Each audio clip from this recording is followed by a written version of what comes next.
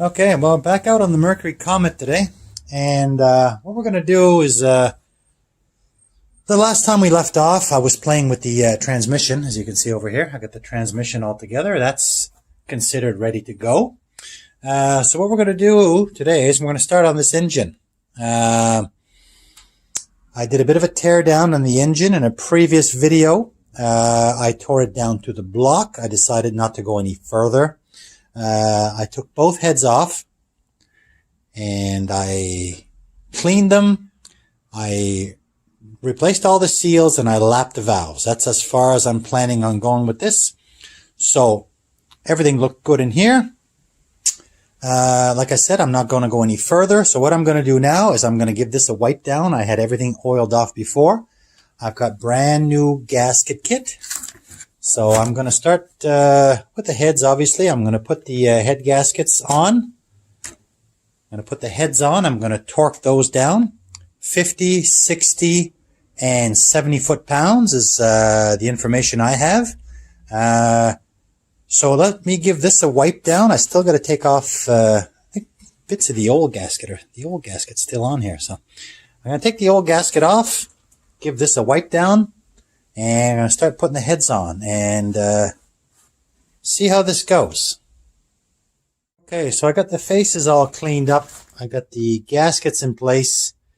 Important thing with these gaskets is to, where it says front and front, although this gasket has the writing on the bottom and on the other side it looks like they're reversed. I wouldn't think that's proper, but the only way to install these, it clearly says, is with the front, where it says front, pointing to the front. That's because the two water passages in the gasket here are blocked off, and that's to allow the water to circulate all the way down and then back up through these passages here. Because if you put the gaskets backward, then the water at the pump would take the path of least resistance, and the water would just circulate here and would not make its way back there. So, also I'm missing a dowel. So that's what you get when you buy used, but I'm missing a dowel. So I put a little tiny dab of silicone where the dowel would be to hold this in place. And I got a bolt here. I got the gasket installed on this side. Everything looks good and clean. Front, again, water passages at the back. So I'm ready to install this head. I'm going to have to wait a little bit on this one because I want this to set up so that the gasket doesn't move around on me. Unfortunately, there's a dowel missing and I do not have a spare dowel, but we're just going to have to work around that. So here we go with the first head. Okay, so I got my heads on, and it was a little bit, I had a bit of a tense moment there, I'm going to be honest with you. I never noticed this. Once I took the heads off the engine, as it turns out, on a 302, and I've owned 302s in the past, and I did not know this, when you put the heads on, they're not a mirror image of each other. And I thought I had a problem. And that would explain why I thought one gasket was upside down and one wasn't.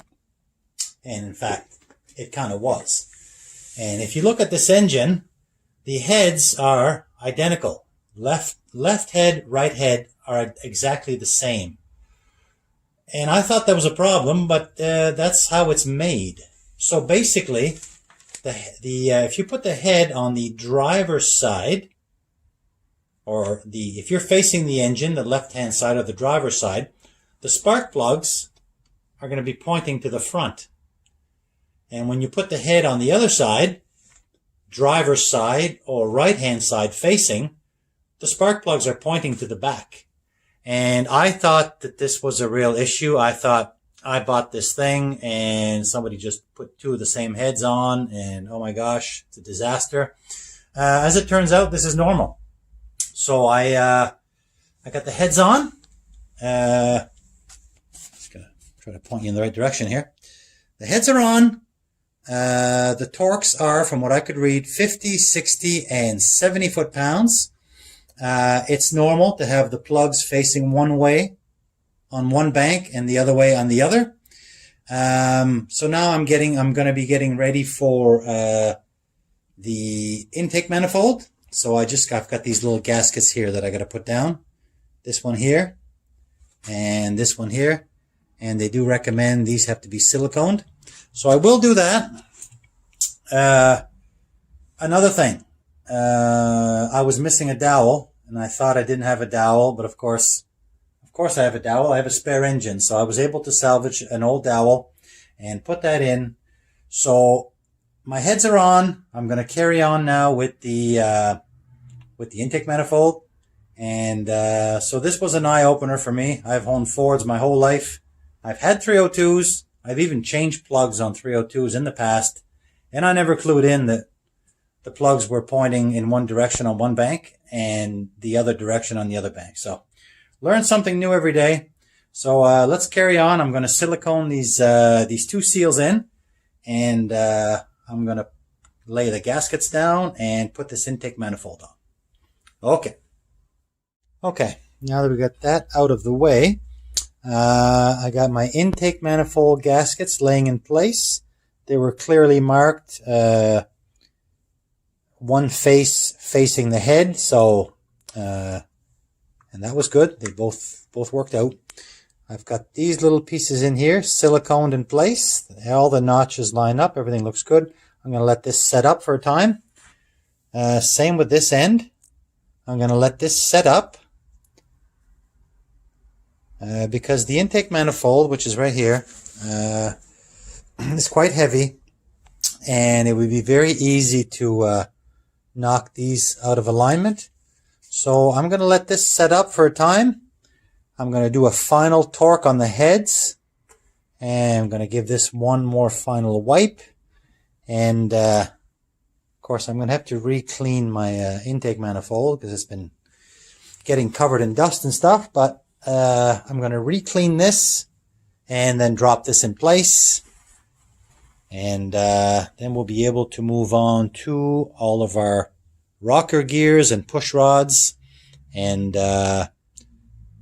this thing will start to take shape. Okay, well, it's the next day out on the engine here.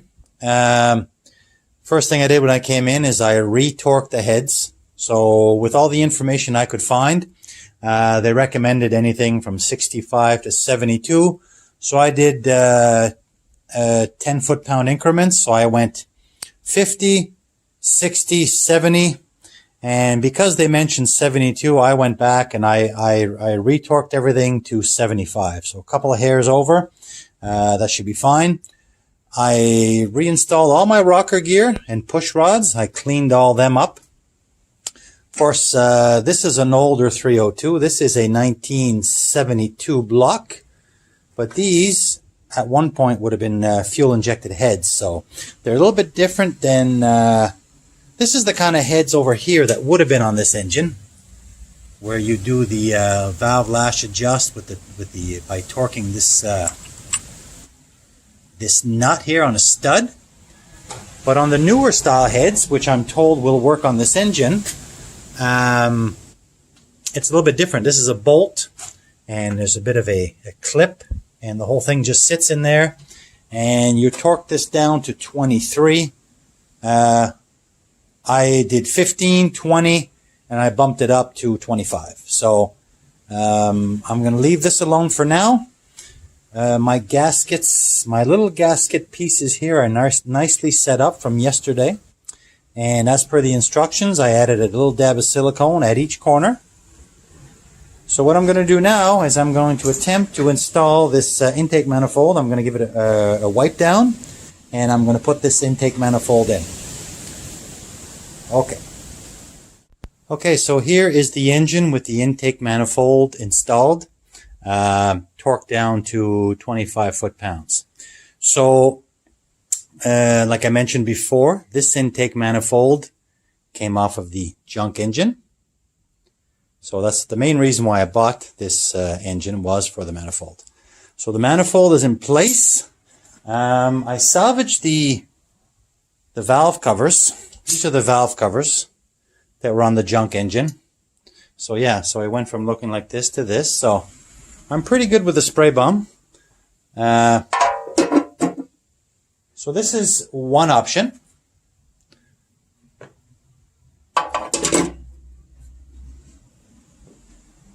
I'm pretty good with a spray bomb. No guarantees the engine will run. It will run eventually.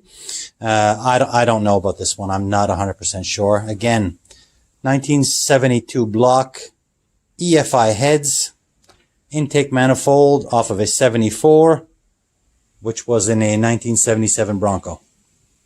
So this is one option. But what I really want is, or what I wanted, because I already did get it, is a chrome dress-up kit. And I think I'll cut away right now and you can have a look at my chrome dress-up kit. Okay. Okay. Well, today, we got a nice delivery. A box that says Summit Racing on it. This is some stuff that I ordered a little while back. Let's see how nice this stuff is. Okay, there's two boxes inside the Summit box. This here should be my valve covers. Let's see what these look like. If I can pull these out with one hand. Definitely a valve cover. Let's see what this looks like.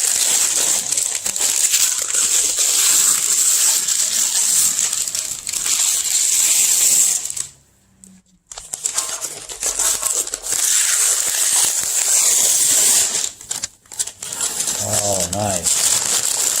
Very nice. Very nice. It says Summit on it. Valve cover for the 302. Chrome. Wow. That is nice. That's going to dress that old engine up quite nice. Quite nice. I like that. So one valve cover. The other one is in here. My other box is over here.